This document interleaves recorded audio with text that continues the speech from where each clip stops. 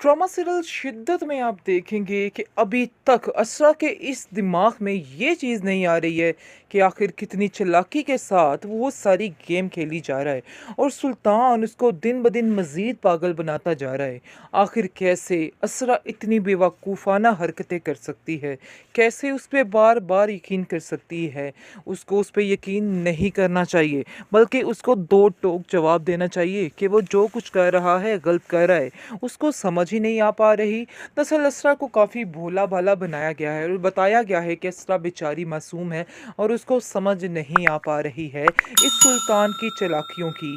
खैर आप देखेंगे कि सुल्तान उसको मज़ीद दिन ब दिन पागल तस्वर करने की कोशिश कर रहा है और ऐसा ही रवैया रख रहा है अपने घर में कि असरा पागल होती जा रही है और दिन ब दिन यूं ही वहमो गुमान अपने दिलो दिमाग में पाल रही है, जिसकी वजह से इसका बेड़ा गर्क हो रहा है। लेकिन आप देखेंगे कि ये इसकी हरकतें ज़्यादा देर नहीं चलने वाली है, क्योंकि तंग आ चुकी है असरा भी और बार बार ये बातें सुन करके वो बिल्कुल पागलों वाली हरकतें कर रही है, ये कर रही है, वो कर रही है। वो मज़ीद से मज़ीद परेशान हो चुकी है। उसको समझ आ चुकी है कि ये गेम काफ़ी ख़राब है, यानी कि ये कुछ और ही चाहता है और कुछ और ही करने की कोशिश कर रहा है। इस बात की उसको अच्छे तरीके से समझ आ चुकी है। इसलिए आप देखेंगे कि वो हर बात पर अपनी पर्दा डालने की कोशिश कर रहा है और इसको जलील कर रहा है। लेकिन जी इस बेवकूफ़ को समझ नहीं आ पा रही और ये समझ रही है कि वाकई में हो सकता है उसी से ही कुछ गलत हो गया हो। इस बात को इसने अपने सर पे ले लिया है, लेकिन ये बहुत बड़ी गलती कर चुकी है इस मशल जैसी लड़की पर इतने बड़े बड़े इल्ज़ामात लगाकर। उसको कुछ तो सोचना चाहिए था। उसकी सास उसको समझाती और कहती है कि तुमने बहुत गलत किया, तुम्हें उसके साथ ऐसा नहीं करना चाहिए था, तुम्हें बिल्कुल गलत किया है, तुम्हें चाहिए कि तुम उसके पास जाओ और उससे माफ़ी मांगो जो कुछ तुमने किया है उसके साथ। मेरी बीवी कम अकल है और उसने अपनी कम अकली में ये सारी बातें की हैं। परेशान मत होना इसको लेकर, क्योंकि ये लड़की है ही इसी तरह की। आपको बिल्कुल भी परेशान होने की ज़रूरत नहीं है। मैं इसको अच्छे तरीके से हैंडल कर लूँगा, आप बिल्कुल फ़िक्र मत करें, बल्कि हमें माफ़ कर दें। जिस पर आप देखेंगे उसका शौहर कहता है कि माफ़ी तलाफ़ी वाली बातें सारी ख़त्म हो चुकी हैं। हम आपसे कोई माफ़ी नहीं चाहते और ना ही आप लोगों से कोई तल्लुक वास्ता रखना चाहते हैं। बहुत ज़्यादा सुल्तान अंदर ही अंदर खुश है, क्योंकि सुल्तान ने बड़ी ही चालाकियाँ की हैं, बड़ी ही बेईमानियाँ की हैं इस बेचारी असरा के साथ।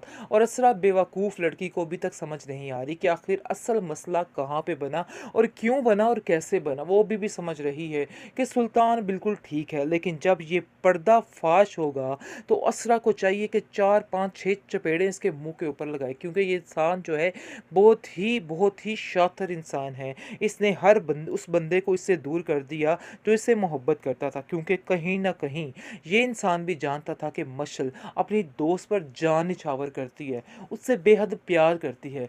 लेकिन इस चीज़ का बदला लेने के लिए उसने ये सारी हरकतें की, ये सारी गेम रचाई। इसलिए वो बेचारी एंड पर थक हार कर मशल अपने घर से यानी कि घर छोड़ने पर मजबूर होगी और दोनों मियाँ बीवी फैसला कर लेते हैं कि हम ये घर छोड़कर चले जाएंगे। तल्लत बेगम बहुत हैरान है कि आखिर क्या हुआ, तुम्हें क्यों एकदम से क्या हो गया आप दोनों में ऐसे कि वो घर छोड़ने पर मजबूर होगी। आगे से आप देखेंगे कि वो कहती है कि मुझे बस इसी चीज़ की सज़ा मिल रही है, जो कुछ मैंने किया है बस उसी चीज़ की सज़ा है, मुझे ऐसा नहीं करना चाहिए था। यानी कि इस असरा पे यकीन करके मैंने बहुत बड़ी गलती कर दी है। मुझे बहुत अफसोस है कि इस जैसी लड़की से मैंने दोस्ती की है। मुझे बहुत ज़्यादा अफ़सोस रहेगा कि मैंने इस पर यकीन किया। आगे से तलत कहती है कि ज़रूर आप लोगों को कोई गलतफ़हमी हुई है।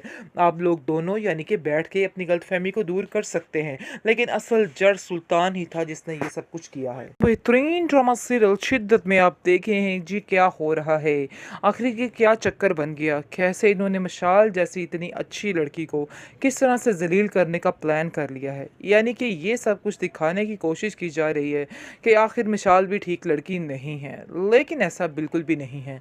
वो सिर्फ़ और सिर्फ असरा की खातिर ये सारी बातों को कंट्रोल कर रही है, क्योंकि उसे हर बार गुस्सा आया है जब जब सुल्तान ने असरा को ज़लील किया है और सबके सामने उससे बदतमीज़ी करने की कोशिश की है और उसने इस बात का खरा जवाब दिया है।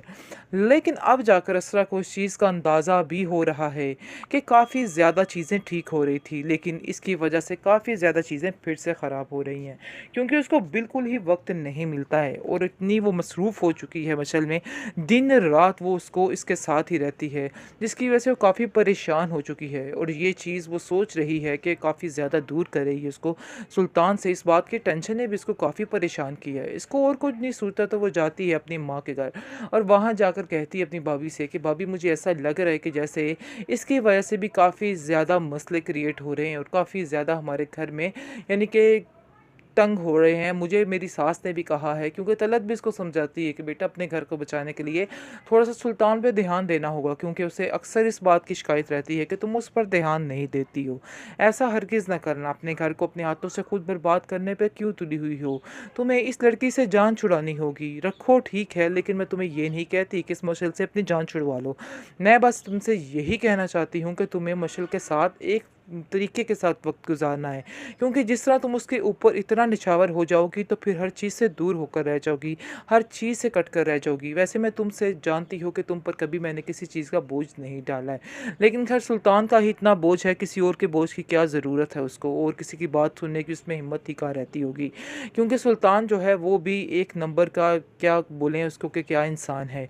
क्योंकि आप देखेंगे कि किस तरह से वो जानबूझकर मशल के नज़दीक जाने की कोशिश कर रहा है। ये चीज़ असरा को बिल्कुल नाकाबिले बर्दाश्त हो रही है, लेकिन अक्लमंदी वो इस तरह से करे कि वो उससे कता ताल्लुक़ कर दे। कता ताल्लुक़ ना करे, आहिस्ता-आहिस्ता लिमिट में रह के उससे थोड़ी बातचीत कम कर दे। क्योंकि इसके आने-जाने की वजह से, इसको ज़्यादा इंटरफेयर करने की वजह से भी ये सब कुछ हो रहा है।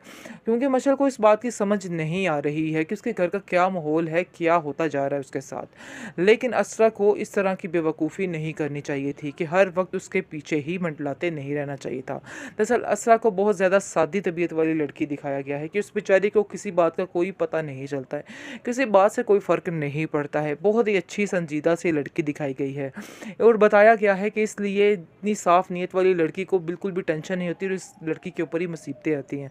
कुछ हुआ इस तरह से ही है, क्योंकि इसरा और सुल्तान की जोड़ी बिल्कुल भी ठीक नहीं है।